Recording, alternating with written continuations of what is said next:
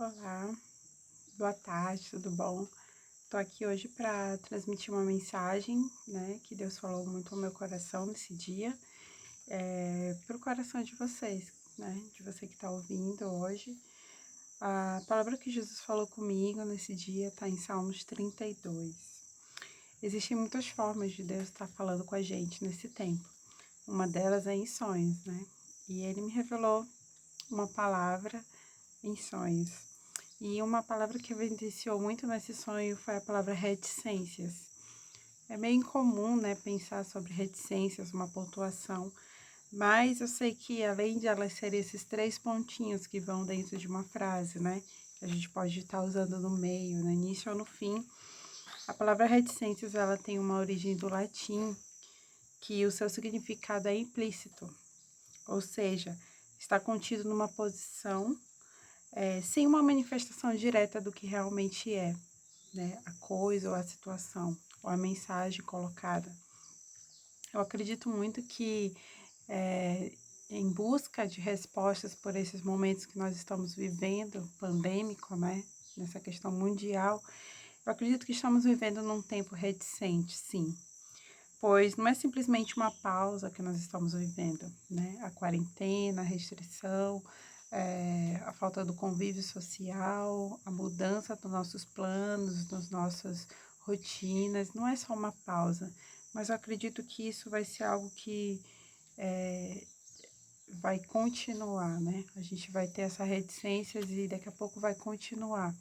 É algo que, mesmo que esteja implícito, está acontecendo algo nas nossas vidas, nas nossas casas, nas nossas rotinas, que aparentemente, como está falando, né, não está explícito, mas está acontecendo.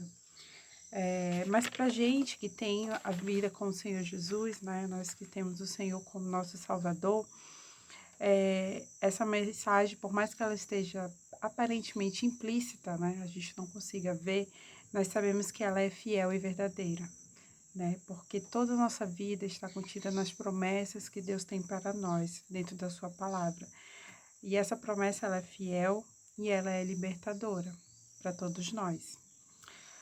Na vida de cada ser humano, e eu ainda coloco aqui de cada cristão que está vivendo nessa pandemia, essa reticência pode estar sendo pontuada ou no início, ou no meio, ou no fim, né? Da sua vida, das suas convicções, das suas maneiras de pensar, de agir. Então, ela está sendo pontuada em algum momento das nossas vidas, né? Em cada um está acontecendo de uma forma diferente. E aqui em Salmos 32, né, temos uma promessa fiel do que Deus tem para nós nesse tempo, nas nossas vidas. E eu queria compartilhar isso com vocês. Então, em Salmos 32 fala assim: Bem-aventurado cuja transgressão é perdoada e cujo pecado é coberto. Bem-aventurado o homem a quem o Senhor não imputa a maldade e em cujo espírito não há engano. Essa aqui é uma mensagem direta para nós que somos salvos, regenerados e convictos dessa libertação que o Senhor nos dá de todo o pecado, de todo engano, de toda a corrupção desse mundo. E se você ainda não se sente salvo, eu te convido a buscar a salvação em Jesus, né? É uma salvação que nos livra do pecado, do engano e de todas as misérias desse mundo. No 3 fala: Enquanto eu me calei, envelheceram os meus ossos, pelo meu brumido em todo o dia, porque de dia e de noite a tua mão pesava sobre mim. O meu humor se tornou em sequidão de estio. Então, realmente, esse é um momento que vivemos, né? Um momento de se calar, de se conter, de estar só, de estar em silêncio, né? Eu não sei como tem sido a sua rotina, mas eu acredito que, assim como de muitas pessoas, a gente tem grandes momentos sozinhos, em silêncio, pensando, meditando, e muitas vezes nós nos sentimos, como o salmista colocou aqui, com os nossos ossos, parece assim, sabe, despedaçados, né? E essa mão poderosa está sobre nós. Nós temos que crer que o que está vindo sobre nós não é nenhum peso, nenhum jugo. Como a gente falou nos primeiros versículos, nós já somos salvos e libertos, né? Bem-aventurado, ou seja, felizes são aqueles que já são libertos do engano, do pecado. Nós já somos livres, mas existe um peso sobre nós e muitas vezes a gente pensa que é o inimigo, que é muitas situações, mas não, é a mão do Senhor que está sobre nós.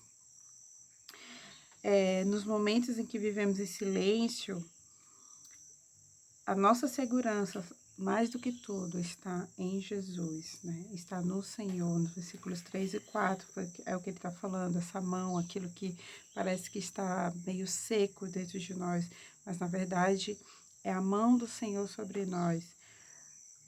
Confessei o meu pecado e a minha maldade não encobri, dizia eu, confessarei ao Senhor as minhas transgressões, e tu me perdoastes a maldade do meu pecado. E no 6 fala, pelo que todo aquele que é santo orará a ti. Há tempo de te poder achar, até no transbordar das muitas águas, essas a ele não chegarão. Então, uma concordância com esses versículos é Isaías 55:6 que fala, buscai o Senhor enquanto ele está perto, invocar enquanto a gente pode achá-lo. Então, esse é um momento de buscar, esse é um momento de querer a presença de Deus, né? Essa aqui é uma promessa fiel, que todo aquele que é santo vai orar a ti, né? E vai encontrar, né? Então, não só buscar, mas assim como encontrar. Então, nós que somos santos, regenerados pelo Senhor, salvos, nós vamos encontrar o Senhor. Então, esse momento da reticência, a reticência, ela vai no meio, no início ou no fim de uma frase, mas a gente sabe que ou existe algo antes ou depois ou no meio daquilo que foi dito. Então, o Senhor ele está continuamente com a gente. Então, por mais que pareça que a nossa vida, ela teve essa pontuação, né? Abriu-se uma aspa aí, mas o Senhor está conosco.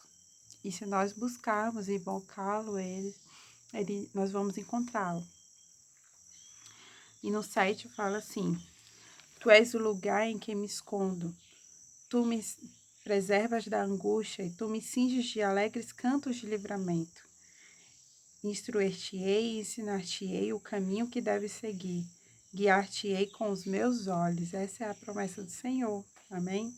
Ele nos esconde. Nós estamos escondidos no Senhor, na força do seu poder, para que a gente possa perseverar na angústia.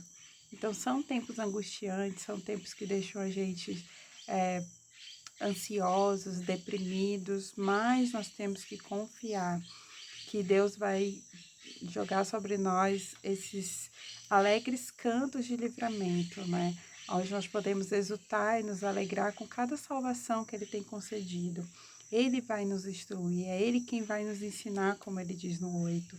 Ele que vai guiar com os seus olhos, então com os olhos do Senhor.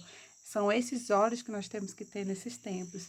Nossos olhos não têm que estar filtrados somente pela mídia, pelas promessas políticas, pelas pessoas, por aquilo que nossos olhos conseguem ver, mas por aquilo que Deus é e que Ele vê. No 9 fala, não sejais como o cavalo, nem como a mula, que não tem entendimento, cuja boca precisa de cabresto e freio, para que se não atirem a ti. O ímpio tem muitas dores, mas aquele que confia no Senhor, a misericórdia o cercará. Alegrai-vos no Senhor e regozijai-vos, vós, os justos, e cantai alegremente, todos vós que sois retos de coração. Então, que nós possamos buscar entendimento. Esse é um momento onde a gente precisa compreender, entender que nessa pausa, nessa continuidade que são as reticências da nossa vida, o Senhor continua falando, Ele continua agindo, Ele continua sendo Deus. Ele continua efetuando seus feitos poderosos, Ele continua livrando, Ele continua libertando e principalmente salvando. Então eu te falo, se você ainda não experimentou, quer ter essa continuidade com Deus, né? O que é ter Ele sempre com você, não só nos momentos que você parece que está angustiado, só vivendo tribulações, mas em todos os momentos o Senhor está conosco, amém? E para finalizar, eu queria falar aqui que nós possamos nos alegrar e entender que enquanto vivemos essa situação, nós temos a confiança de ter a presença de Deus na nossa vida.